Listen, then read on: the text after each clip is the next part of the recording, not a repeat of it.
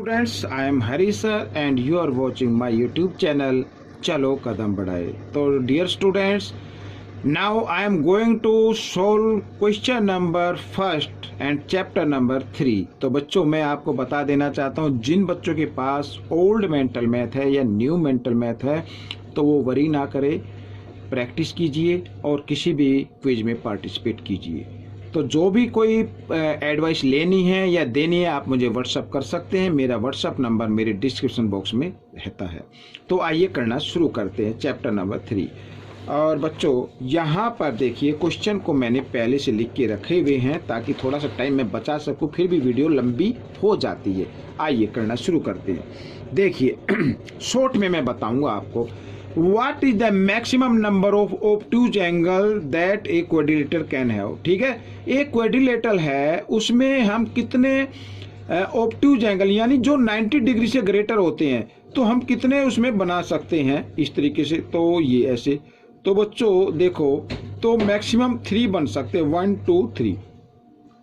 4 नहीं बनेंगे, अगर 4 बना दे तो फिर क्वाड्रिलेटरल नहीं बनेगा। तो मैक्सिमम हो गए बच्चों 3, ठीक है, 3 ऑब्ट्यूज एंगल होंगे। तो ये आपका क्वेश्चन हो गया। तो ऐसे करना है। अब यहाँ पर क्वेश्चन नंबर 2 में, what is the sum of all interior angle of hexagon. Hexagon में बच्चों 6 साइड होती हैं, ठीक है। आपको ये तो लर्न होना ही चाहिए कि हेक्सागन में जितने भी पॉलीगन होते हैं उसमें कितनी साइड होती है। Hexagon has equal 6 sides. तो अब बच्चों हमें क्या करना है, What is the sum of all interior angle? Interior angle का फॉर्मूला होता है बच्चों n-2 और इंटू 180, ठीक है। अब यहाँ पर n का मतलब है साइड से, तो 6 - 2 और इंटू 180, तो 6 में से 2 माइनस कर देंगे 4 और इंटू 180, 18 4 जा होता है बच्चों 72, इसमें 10 तो 10 लगा दिया, मीन्स 720 सम होगा हेक्सागन के इंटीरियर एंगल का। अब हम करेंगे क्वेश्चन नंबर 3। तो क्वेश्चन नंबर 3 क्या कहता है, आइए इसको रीड कर लेते हैं। देखिए, how many non overlapping triangles can we make in a polygon having n side by joining the vertex. अब बच्चों मैं आपको बताता हूं, यानी भी कोई भी पॉलीगॉन होता है उसमें नॉन ओवरलैपिंग ट्रायंगल कितने बनाए जा सकते हैं। नॉन ओवरलैपिंग का मतलब जिनके एरिया इक्वल नहीं होते, ठीक है।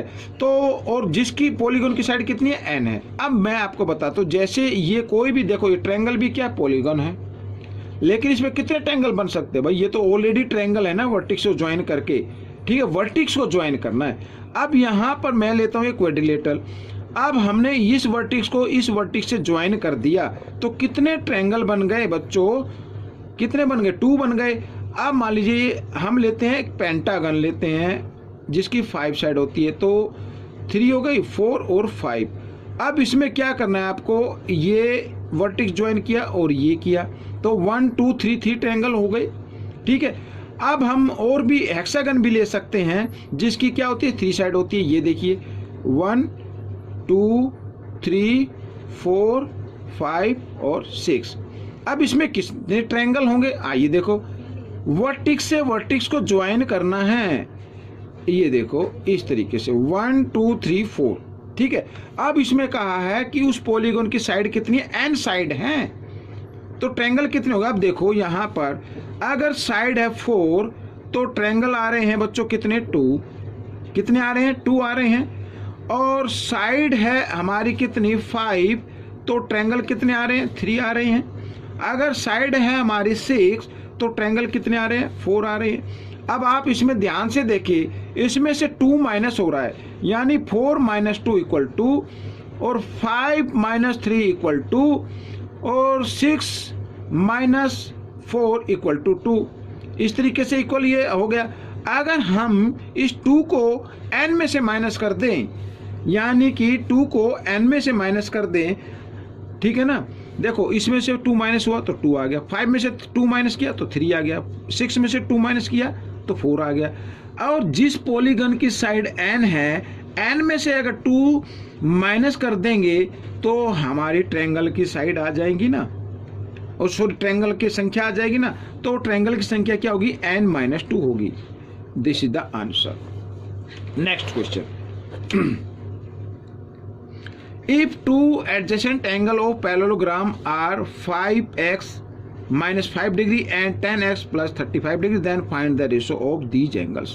ठीक है, रेशो फाइंड आउट करना है। अब एडजेसेंट एंगल है मीन्स ये मैं देखो आपको बना के दिखाता हूँ पैरेललोग्राम। एडजेसेंट का मतलब ये टू एंगल, ठीक है। अब यहाँ पर बच्चों 5x माइनस 5 डिग्री और प्लस 10x प्लस 35 डिग्री, इन दोनों एंगल का सम होता है 180 डिग्री। इन्हें बोलते हैं एडजेसेंट एंगल या सम ऑफ इंटीरियर एंगल्स, ठीक है ना। क्योंकि पैरेललोग्राम है, पैरेललोग्राम में टू साइड क्या होती हैं, पैरेलल होती हैं, और ये होगी ट्रांसवर्स लाइन, तो इन दोनों का सम हमेशा क्या होगा 180 होगा। अब 10x और 5x होते हैं 15x, और यहाँ पर बच्चों प्लस माइनस होते हैं, 35 में से 5 माइनस कर देंगे 30 आ जाएगा, लेकिन बड़े नंबर के सामने प्लस है इसलिए प्लस का 30 आ जाएगा। तो देखो यहाँ पर 30 प्लस है, इधर ले के आते हैं माइनस का, तो 15x माइनस यहाँ पर आ गया बच्चों 180 और माइनस 30, ठीक है, और माइनस क्या तो आ गया 150। अब हमें निकालनी है x की वैल्यू, तो 150 डिग्री और यहाँ पर 15 मल्टीप्लाई में इधर आकर डिवाइड में 15 10 जा, तो x की वैल्यू क्या आ गई 10 आ गई। अब हमें एंगल निकालने, देखो फर्स्ट एंगल तो क्या है 5x यानी 5 डिग्री, ठीक है। तो x की जगह क्या लिखना है, x की वैल्यू को लिख देना है, यानी 5 इंटू 10 और माइनस 5, तो कितना हो गया 10 5, जब बोर्ड मास का रूल अप्लाई करना कभी पहले माइनस कर दो, 10 5 जब 50 में से 5 माइनस करेंगे 45 डिग्री, ठीक है। अब ये निकाल लेते हैं, तो 10 माइनस यहाँ पर x लिखा हुआ बच्चों, x की जगह x की वैल्यू को रख देते हैं और प्लस 35 करते हैं, तो 10 10 जा क्या हो गया 100, और 100 में हम करते हैं 35 ऐड, तो 135 हो गई। अब इसमें पूछा रेशो फाइंड आउट करो, और रेशो फाइंड आउट करने के लिए आपको इसको क्या करना पड़ेगा, डिवाइड कर देना है, ठीक है ना। और 45 से डिवाइड करते हैं तो 45 1 जा 45, 45 3 जा 135, तो 1:3 आ गया बच्चों एडजेसेंट एंगल का रेशो। तो दिस इज द आंसर। आइए नेक्स्ट क्वेश्चन कर लेते हैं। तो नेक्स्ट क्वेश्चन के अंदर देखो, the angle of quadrilateral are in the ratio, यहाँ पर क्वाड्रिलेटरल के जो एंगल है उनका रेशो गिवन है। Find the difference between the smallest and largest angle, difference find out करना है। तो बच्चों हम सभी जानते हैं, ठीक है ना, कि sum of 4 angles of quadrilateral is equal to 360 degree. हम क्या करेंगे, देखो शॉर्ट तरीके से बताता हूँ। अब 360 डिग्री होता है किसी भी क्वाड्रिलेटरल के जो 4 एंगल होते हैं उनका सम। हमें निकाल लेनी है पहले वैल्यू, रेशो को ऐड कर दो, 4 + 3 7, 7 + 2 कितना हो गया 9, और 9 + 1 कितना हो गया 10, तो 10 से इसको डिवाइड करो, यहाँ पर आ गया बच्चों 36। इसमें पूछा है difference between smallest, smallest means जो सबसे स्मॉलेस्ट होगा। अब स्मॉलेस्ट का रेशो है 1, अगर 1 को हम 36 से मल्टीप्लाई करें तो 36 डिग्री ही आएगा। फिर लिखा लार्जेस्ट, लार्जेस्ट क्या 4 है, तो 4 को इस वैल्यू से क्या कर देना, मल्टीप्लाई कर देना है, तो कितना आ जाएगा 4 6 जा 24, कैरी 2 4 3 जा 12 और 2 144। अब पूछा डिफरेंस कितना है, डिफरेंस यानी बिग एंगल में से स्मॉल एंगल को माइनस कर दीजिए। आप देखो 4 में से 6 माइनस होंगे, 14 में से 6 माइनस किया 8, यहाँ पे रह गया 3 में से 3 गए 0, और यहाँ पे रह गया 1, 108 डिग्री का डिफरेंस है बच्चों यहाँ पर, ठीक है। तो ये क्वेश्चन भी सोल्व हो गया। आइए आगे कर लेते हैं। यहाँ पर क्वेश्चन बच्चों मैंने इस साइड भी लिख दिया है गलती से, और मैं इसी साइड करके आपको दिखाता हूँ। थोड़ी सी वीडियो अगर लंबी हो जाए तो कोई दिक्कत नहीं है, आप इसमें बने रहें और करना शुरू करें। देखो बिल्कुल जी, अब लिखा क्वेश्चन नंबर 6 में PQRS is a parallelogram, then find P angle Q minus angle S। ये मैं लिख लेता हूँ इस तरीके से, PQRS,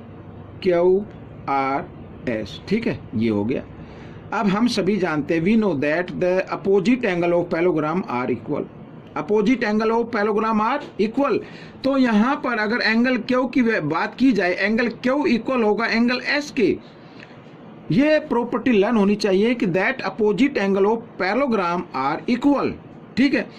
हमें पूछा है कि ये वैल्यू क्या होगी। अब देखो एंगल Q और इस S को मैं ले आता हूँ इधर, तो एंगल एस इक्वल, यहाँ पे तो 0 आ गया बच्चों, कुछ नहीं बचा, ठीक है ना।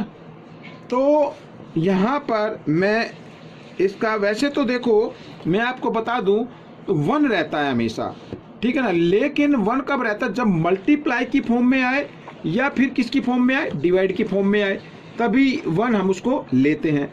अब यहाँ पर ये आया प्लस माइनस की फॉर्म में, तो अब यहाँ पर इसका जो आंसर आएगा वो आंसर कितना होगा, वो आंसर बच्चों 0 होगा।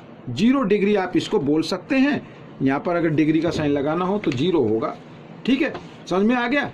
अगर यहाँ पर मल्टीप्लाई की फॉर्म में होता, कुछ इधर होता, तब हम लेके आते, तब 1 हो जाता, लेकिन अभी तो ये इधर प्लस का इधर आकर ये माइनस का हो, तो इसका मतलब इधर 0 रह गई, ठीक है। आइए आगे कर लेते हैं। Question number 7, what is the number of sides of regular polygon whose exterior angle measure 72 degree. अब बच्चों यहाँ पर एक चीज और मैं बता देना चाहता हूं, the sum of any polygon, the sum of exterior angle of any polygon is equal to 360 degree. कोई भी पॉलीगन होता है, उसके जितने भी एक्सटीरियर एंगल हों तो उनका सम हमेशा क्या होगा, 360 डिग्री होगा। हमें क्या करना है, number of sides find out करनी है। अब यहाँ पर 360 डिग्री को डिवाइड कर देना है, जो 1 एंगल की मेजर दी हुई ना इससे 72 से। अब 72 की टेबल चलती है 5 पे, तो बच्चों यहाँ पर आ जाएगा 5, यानी उस रेगुलर पॉलीगॉन की साइड कितनी होंगी, 5 साइड्स। तो शॉर्ट में मैंने बता दिया बच्चों, दिस इज द आंसर। आइए नेक्स्ट क्वेश्चन करते हैं। फिर भी कोई दिक्कत हो आप मुझे व्हाट्सअप कर सकते हैं बच्चों, मेरा व्हाट्सअप नंबर मेरे डिस्क्रिप्शन बॉक्स में होगा। आइए क्वेश्चन नंबर 8 कर लेते हैं। If only one diagonal of quadrilateral bisect the other, then which type of quadrilateral is it, यानी कि वो किस टाइप का होगा। अब बच्चों इसमें लिखा है कि एक यदि क्वाड्रिलेटरल में एक डायगोनल दूसरे डायगोनल को बाइसेक्ट कर देता है तो वो किस टाइप का होगा। उसे आप रोम्बस भी बोल सकते हैं, और यहाँ तो ये इस तरीके से, ये आपने देखा होगा बच्चों, ये ऐसे काइट भी देखिए ना, काइट ये, ठीक है ना। तो ये एक पैलोग्राम होता है, और यहाँ पर ये एक डायगोनल है और यहाँ पर इसके द्वारा बाइसेक्ट हो गया है, तो आपका आंसर लिख दीजिए, काइट लिख दीजिए, ठीक है। देखो कुछ क्वेश्चन ऐसे होते हैं जिनके आंसर यूं के यूं ही रहते हैं, उसमें कोई चेंजिंग नहीं हो सकती। अगर ये आएगा तो बिल्कुल सेम ऐसे ही आएगा, ठीक है। आइए क्वेश्चन नंबर 9 कर लेते हैं। क्वेश्चन नंबर 9, तो बच्चों यहाँ पर देखो क्वेश्चन नंबर 9 मैं करता हूँ। अब लिखा है the interior angle of triangle are in the ratio, then ratio given है 3:2:1, then what is the ratio of its exterior angle. अब बच्चों देखो यहाँ पर मैं आपको बताता हूँ, इंटीरियर एंगल, जैसे मान लीजिए कोई भी ट्रायंगल हम लेते हैं, ये मान लीजिए ये हमने ट्रायंगल ले लिया, ये नीचे आ रहा है बार बार मैं इसको जरा इस तरीके से कर लेता हूँ यहाँ पर, ठीक है। अब देखो ये तो यहाँ पर ये एक्सटीरियर एंगल बन गया, इस साइड को प्रोड्यूस किया तो ये बन गया, इस साइड को हाँ ये हो गई, इसको प्रोड्यूस किया तो ये बन गया। अब ये इंटीरियर और ये एक्सटीरियर दोनों का सम कितना होता है, 180 होता है। दोनों का सम क्या होगा, 180। इधर भी दोनों का सम क्या होगा, 180 होगा। अब यहाँ पर लिखा है 3:2:1, ठीक है। अब फिर वही करूँगा, क्यों, क्योंकि ये इंटीरियर एंगल है और हम सभी जानते हैं sum of 3 angles of triangle is equal to 180। हमें वैल्यू निकाल लेनी है, 3 + 2 रेशो को ऐड कर दीजिए और 6 से इसको डिवाइड किया तो 30, ये जो आ गई ये वैल्यू आ गई। और एंगल अगर हमें फाइंड आउट करने हैं तो एंगल बच्चों मैं इधर बताता हूँ, देखो 3 है ना, तो इस 3 को 30 से कर दीजिए 90 डिग्री, ये 90 आ गया। 2 को 30 से मल्टीप्लाई कर दीजिए 60 डिग्री, और 1 को 30 से मल्टीप्लाई कर दीजिए 30 डिग्री। तो ये आपके एंगल आ गए बच्चों इस तरीके से। अब ये पूछा है कि इसके जो एक्सटीरियर एंगल हो गए। अब बच्चों देखो, अगर इंटीरियर में ये मान लो ये वाला है, यहाँ इंटीरियर में 90 है तो एक्सटीरियर में भी क्या होगा, 90 डिग्री होगा, तो 90 डिग्री होगा, ठीक है, ओरली बता रहा हूँ मैं। अब यहाँ पर अगर ये 60 डिग्री है, यहाँ पे ये मान लीजिए ये 60 डिग्री है, तो ये कितने का होगा, क्योंकि दोनों का सम क्या होता है 180 होता है। 180 में से 60 माइनस कर दे तो कितने का आएगा 120 का आएगा। अगर ये 30 डिग्री है, अगर ये 30 डिग्री है तो ये कितने का होगा, दोनों का सम क्या होगा 180 होता है। तो 180 में से 30 डिग्री अगर माइनस कर दे तो कितने का आ जाएगा 150 का आ जाएगा। ये एक्सटीरियर एंगल आ गए। अब रेशो में फाइंड आउट करना, तो 0 से 0 आप इसको कर दीजिए। अब 3 से और डिवाइड हो रहा है, 3 3 जा 9, 3 4 जा 12, 3 5 जा 15, यानी रेशो जो आएगा 3:4:5। ये आपका आंसर बन जाएगा। ये देखो ये आपका आंसर बन जाएगा। ठीक है, तो क्वेश्चन नंबर 10 कर लेते हैं अब हम। ठीक है, उसमें जगह कम थी तो यहाँ पर मैंने इस पेज पर मैंने ये लिख लिया। आइए करना शुरू करते हैं, रीड कर लेते हैं। If the area of a square is 289 square centimetre then find the length of its diagonal. Diagonal की लेंथ फाइंड आउट करनी है, और डायगोनल की लेंथ हम तभी फाइंड आउट कर सकते हैं जब हमें साइड का मालूम हो। अब यहाँ पर एरिया गिवन है, स्क्वायर का एरिया गिवन है 289, तो लेकिन फॉर्मूला क्या होता है, अगर मैं निकालूं एरिया ऑफ स्क्वायर तो क्या होगा फॉर्मूला, साइड स्क्वायर, ये होता है फॉर्मूला, या साइड इंटू साइड ऐसे भी बोलते हैं। तो इसका मतलब ये हुआ, देखो साइड इंटू साइड या लिख लो या साइड स्क्वायर लिख लो इक्वल, तो ये एरिया गिवन है, दोनों इक्वल हो गए ना यहाँ पर। और यहाँ पे स्क्वायर था तो इधर आके मैं स्क्वायर रूट को चेंज कर देता हूँ, तो 289 का स्क्वायर रूट हो जाता है 17, तो 17 सेंटीमीटर यहाँ पर क्या आ गई, साइड आ गई। ठीक है, अब स्क्वायर के अंदर आपको याद रखना है बच्चों, अब क्या याद रखना है, मैं आपको एक चीज बता देना चाहता हूं। आपको अगर डायगोनल की लेंथ आपको फाइंड करनी है किसी भी स्क्वायर के अंदर, ठीक है ना, किसी भी स्क्वायर के अंदर अगर आपको डायगोनल की लेंथ फाइंड आउट करनी है तो आपको करना होगा, ये जो साइड है ना, साइड √2, ये डायगोनल की लेंथ आ जाएगी बच्चों। हमेशा याद रखना, कोई भी स्क्वायर हो, साइड कोई भी हो, वो साइड आपको बाहर लिख लेनी है और √2 रख देना, वो डायगोनल की लेंथ आ जाएगी। ये क्वेश्चन कंप्लीट हो गया है, शॉर्ट में मैंने आपको बता दिया। ये क्वेश्चन आपको कैसा लगा मुझे जरूर बताना, और हाँ, इसमें से सीखकर दूसरे को जरूर सिखाना। अब मिलूंगा मैं नेक्स्ट क्वेश्चन में। Till then keep practising. Thanks for watching this videos.